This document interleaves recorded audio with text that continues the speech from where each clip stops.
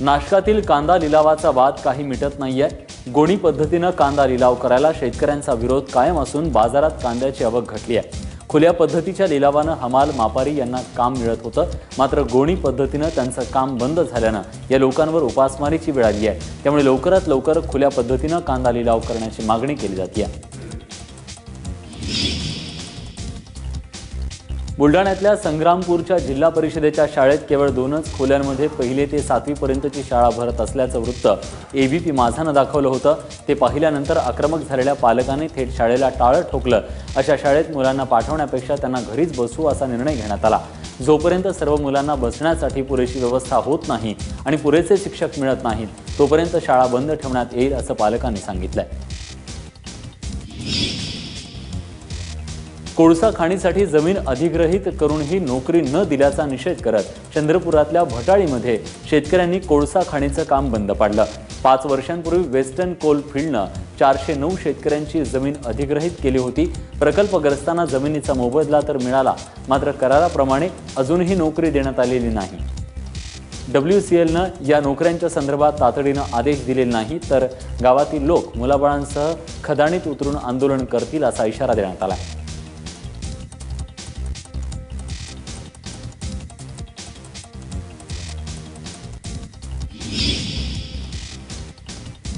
महिला व अल्पवयीन मुलींवर वाढत चाललेल्या अत्याचारांचा निषेध करण्यासाठी जळगावातल्या पाचोरामध्ये मोर्चाचं आयोजन करण्यात आलं होतं। पाचोरा तालुक्यातील MM कॉलेजच्या विद्यार्थिनींनी पाचोरा पोलीस ठाण्यावर मोर्चा काढून अशा गुन्ह्यांमधल्या आरोपींना कठोर शिक्षा करण्याची मागणी केली।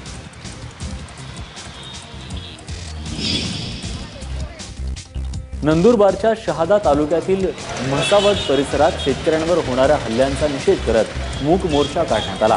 गेल्या अनेक दिवसांपासून परिसरात शेती बळकावण्यासाठी शेतकऱ्यांना मारहाण करण्याच्या घटना घडत आहेत। 3 दिवसांपूर्वी तर एका शेतकऱ्याला जिवंत जाळण्याचा प्रयत्न करण्यात आला। त्यामुळे संतप्त झालेल्या शेतकऱ्यांनी हा मूक मोर्चा काढत आरोपींना पकडण्याची मागणी केली।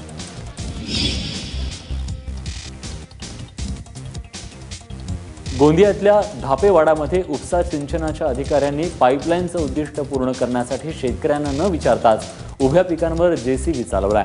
याविरोधात शेतकऱ्यांमध्ये मोठ्या प्रमाणात संताप उसळला असून शेतकऱ्यांना नुकसान भरपाई देण्याची मागणी केली जाते आहे। धापेवाडा उपसा सिंचन योजनेतून खडबंधा तलावात पाणी सोडण्यासाठी 55 कोटींचा निधी मंजूर करण्यात आला होता। हे काम 15 ऑगस्टपर्यंत पूर्ण करण्यासाठी अधिकाऱ्यांनी शेतकऱ्यांना न सांगताच पाईपलाईन टाकण्याचं काम सुरू केलं। सोलापुरात हिंदू जनजागृती संघटनेसह अन्य हिंदुत्ववादी संघटना रस्त्यावर उतरल्या। सनातन संस्थेवर बंदी घालण्याच्या विरोधात हे आंदोलन करण्यात आलं। तपासाच्या नावाखाली सनातनच्या साधकांचा छळ करण्यात येत असल्याचा आरोप करत हा छळ थांबवण्याची मागणी आंदोलकांनी केली। यावेळी सरकार विरोधात जोरदार घोषणाबाजी करण्यात आली।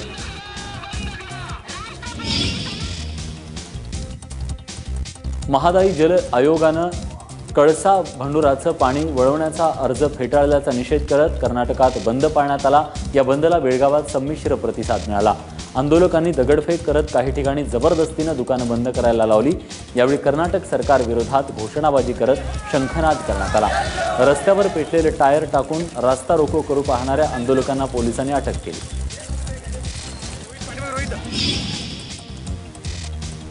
शेगावच्या मोदीनगर भागात सिमेंट मिक्सर खाली येऊन एका 4 वर्षीय बालकाचा जागीच मृत्यू झालाय।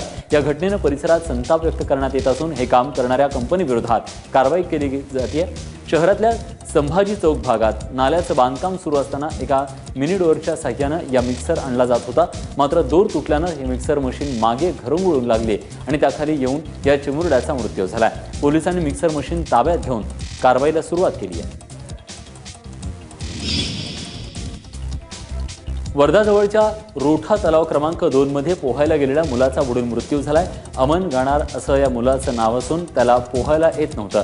तरीही इतर मित्र उतरल्यानंतर तोही खोल पाण्यात शिरला, मात्र पोहता न आल्यानं बुडून त्याचा मृत्यू झाला। खोल पाण्यात बुडाल्यानं त्याचा मृतदेह शोधण्यासाठी पोलिसांना पाणबुड्यांची मदत घ्यावी लागली। वाशिम जिल्ह्यातल्या कारंजा शहरातील बेंबळपाट कुंडात 36 वर्षे इसमाचा बुडून मृत्यू झाल्याची घटना समोर आली।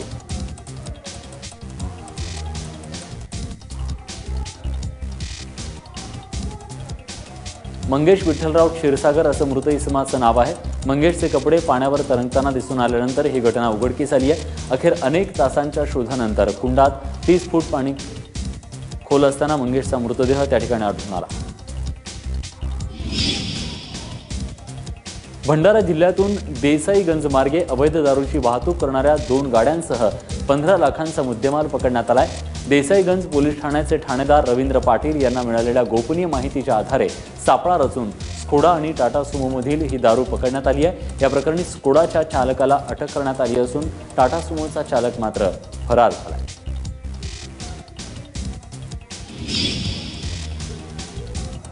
बुलढाण्यातल्या खामगाव जवळच्या वरखेड शिवारात छापा टाकून 5 लाख रुपयांचा गांजा पकडण्यात आलाय। एका झोपडीत पोत्यामध्ये हा गांजा भरून ठेवलेला आढळला। या प्रकरणी पोलिसांनी 3घांना अटक केली आहे। खामगावमध्ये गांजाची अवैध तस्करी सुरू असल्याची गुप्त माहिती पोलिसांना मिळाली होती, त्यानुसार ही कारवाई करण्यात आली आहे। जालन्यातल्या सूर्या रिसॉर्टमध्ये अन्न आणि औषध प्रशासनानं टाकलेल्या छाप्यात तब्बल 1.5 कोटींचा गुटखा जप्त करण्यात आलाय।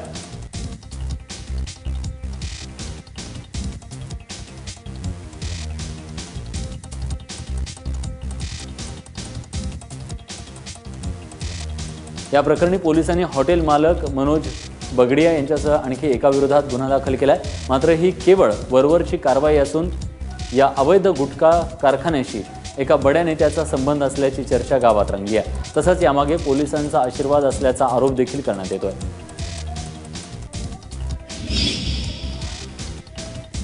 पंढरपुरात विनापरवाना वाळू वाहतूक करणाऱ्या 15 ट्रकवर कारवाई करण्यात आली आहे। महसूल विभागाचे प्रांताधिकारी प्रमोद गायकवाड यांच्या भरारी पथकानं पाटकळ इथल्या चौकातून सांगोला रस्ते, गुंजेगाव रस्ता अशा ठिकाणांहून चोरटी वाहतूक करणारे 15 ट्रक ताब्यात घेऊन 56 ब्रास वाळू जप्त केली आहे। मंगळवेढा परिसरातून कोल्हापूर आणि पुणे भागात रोज मोठ्या प्रमाणात चोरटी वाळू वाहतूक होत असल्याच्या तक्रारी वारंवार येत होत्या, त्यानंतर ही कारवाई करण्यात आली आहे।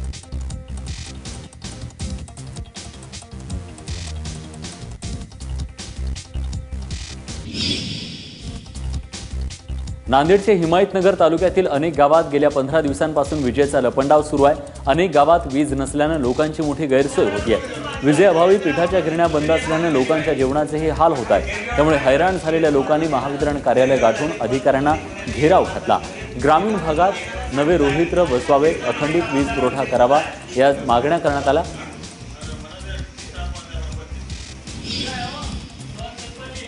आदिवासी बहुल किनवट जिल्ह्याचा स्वतंत्र जिल्हा म्हणून मान्यता मिळावी यासाठी रास्ता रोको करण्यात आला। गावातील सर्व पक्षांनी एकत्र येत किनवट जिल्हा करावा आणि मांडवी गावाला तालुका म्हणून जाहीर करावा अशी मागणी केली। तेलंगणात ये-जा करणाऱ्या वाहतुकीचा या रास्ता रोकोमुळे काही काळ खोळंबा असतो। महागडे मोबाईल वापरणाऱ्या ग्राहकांवर नजर ठेवून चोरी करणाऱ्या एका व्यक्तीला सोलापूर पोलिसांनी अटक केली आहे। बाजारपेठेत खरेदीसाठी आलेल्या ग्राहकांचे मोबाईल पळवण्यात तो सराईत होता। पोलिसांनी मोठ्या शिताफीनं त्याला अटक केली। त्याच्याकडून 36 महागडे मोबाईल जप्त केले। डहाणूमध्ये नायब तहसीलदारानं एका महिलेचा विनयभंग केल्याचा आरोप करण्यात येतोय।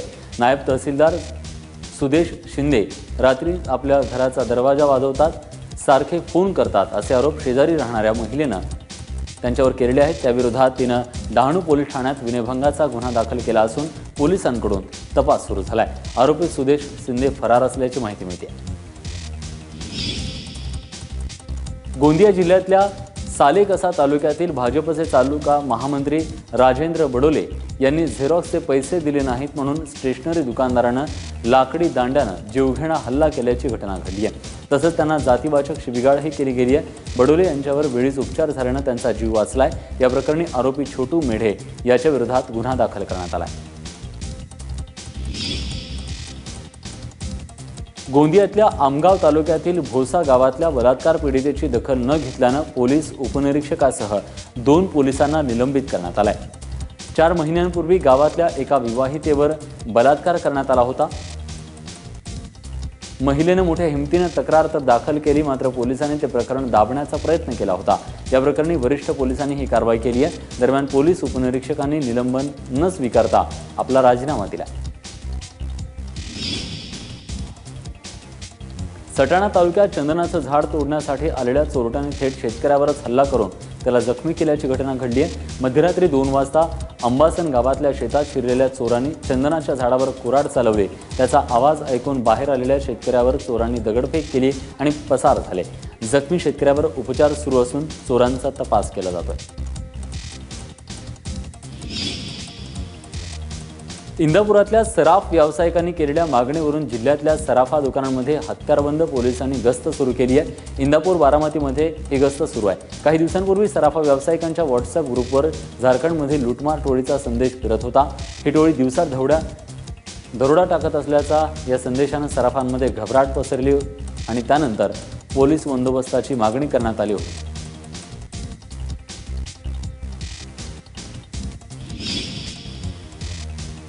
2 दिवसांपूर्वी कोलकात्यातील डमडम विमानतळावर 7 अल्पवयीन मणिपुरी मुलांना ताब्यात घेण्यात आलं होतं। ही सर्व मुलं मणिपूर राज्यातील मुस्लिम विद्यार्थी असून नंदुरबार जिल्ह्यातील अक्कलकुवाच्या मदरशामध्ये शिक्षण घेण्यासाठी आले असल्याची माहिती समोर येते आहे। या माहितीची सत्यता जाणून घेण्यासाठी पश्चिम बंगालचं पोलीस पथक नंदुरबारमध्ये दाखल झालं। या मुलांना चाइल्ड वेलफेअर कमिटीच्या ताब्यात देण्यात आलं। निवडणूक खर्च सादर न करणाऱ्या 1475 ग्रामपंचायत उमेदवारांना वर्ध्याचे जिल्हाधिकारी शैलेश नवाल यांनी नोटीस पाठवली आहे। 2014-15 मध्ये पार पडलेल्या निवडणुकीचा हिशोब 2016 सुरू झालं तरी सादर करण्यात आलेला नाही। या प्रकरणी विकास भवन इथं सुनावणी पार पडली। दरम्यान यात दोषी आढळणाऱ्या उमेदवारांवर अपात्रतेची कारवाई करण्यात येणार आहे। चंद्रपुरातल्या ब्रह्मपुरी नगरपालिकेच्या अध्यक्षपदासाठी झालेल्या निवडणुकीत धक्कादायक निकाल समोर आलाय। नगर परिषदेत बहुमत असून देखील भाजप उमेदवाराचा या निवडणुकीत पराभव झालाय। 20 सदस्य संख्या असलेल्या नगर परिषदेत भाजपचे 10 सदस्य आहेत। मात्र मतदानाच्या वेळी 2 सदस्यांनी दांडी मारल्यानं भाजपच्या अनघा दंडवते पराभूत झाल्या, तर काँग्रेसच्या मदतीनं स्वतंत्र विकास आघाडीच्या योगिता बनपूरकर यांचा विजय झाला। पंढरपुरातल्या विठ्ठल रुक्मिणी मंदिर समितीवरील शासकीय समितीकडून शेकडो वर्षांपूर्वीच्या परंपरा मोडल्या जात असल्याचा आरोप करत ही समिती बरखास्त करण्याची मागणी करण्यात येते आहे। या मागणीसाठी हिंदू जनजागरण समितीच्या वतीनं मंदिराबाहेर धरणं आंदोलन करण्यात आलं। सध्या शिर्डी देवस्थानात नव्या समितीची नियुक्ती झाल्यानं या मंदिरातही समिती बदलण्यासाठी दबाव टाकण्यात येतो।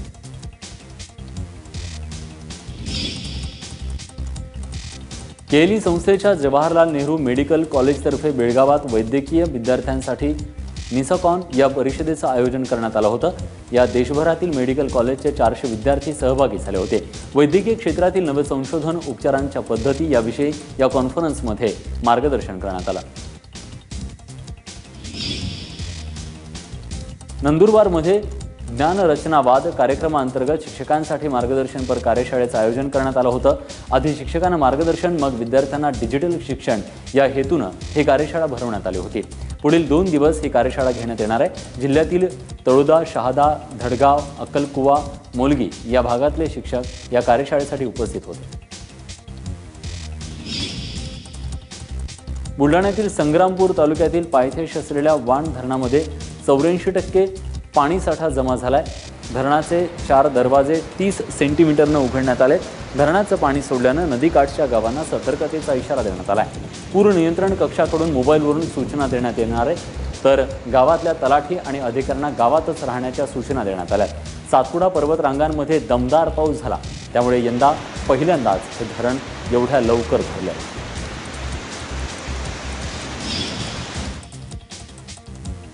आषाढी एकादशीसाठी पंढरपुरात जाणाऱ्या भाविकांची वारी संत नामदेव महाराजांच्या दर्शनाशिवाय पूर्ण होत नाही असं मानलं जातं आणि म्हणून आषाढीनंतर हिंगोलीतल्या नरसीमध्ये भरणारी जी यात्रा आहे ती परतवारीची यात्रा म्हणून प्रसिद्ध आहे आणि या परतवारी एकादशी निमित्त जवळपास 4 लाख भाविकांनी नरसीमध्ये संत नामदेव महाराजांचं दर्शन घेतलं।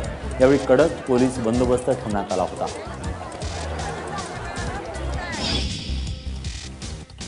जगद्गुरू संत तुकाराम महाराजांची पालखी परतीचा प्रवास करून देहूनगरीत दाखल झाली, तर ज्ञानोबा माऊलींची पालखी ही अलंकापुरीत परतली आहे। शेकडो किलोमीटरचा प्रवास करून दोन्ही पालख्या वैष्णवांसह 15 जुलैला आषाढी एकादशीसाठी पंढरीत दाखल झाल्या होत्या।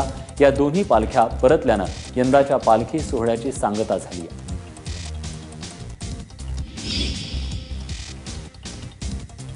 कामिका एकादशी निमित्त संत ज्ञानेश्वरांची कर्मभूमी असलेल्या नेवासेत लाखो भाविकांनी हजेरी लावली होती। दिवसभरात सुमारे 2 लाख भाविकांनी पैस खांबाचं दर्शन घेतलं। माऊलींच्या नगरीत पहिल्यांदाच गर्दीचा एवढा उच्चांक पाहायला मिळाला। शेकडो दिंड्यांच्या उपस्थितीत ज्ञानोबा माऊली तुकारामांच्या जयघोषात अवघी नेवासे नगरीत दुमदुमली। पहाटे 4 वाजता वेदमंत्राच्या जयघोषात संत ज्ञानेश्वरांच्या मूर्तीसह त्यांच्या स्पर्शाने पावन झालेल्या पैस खांबाला महाअभिषेक करण्यात आला।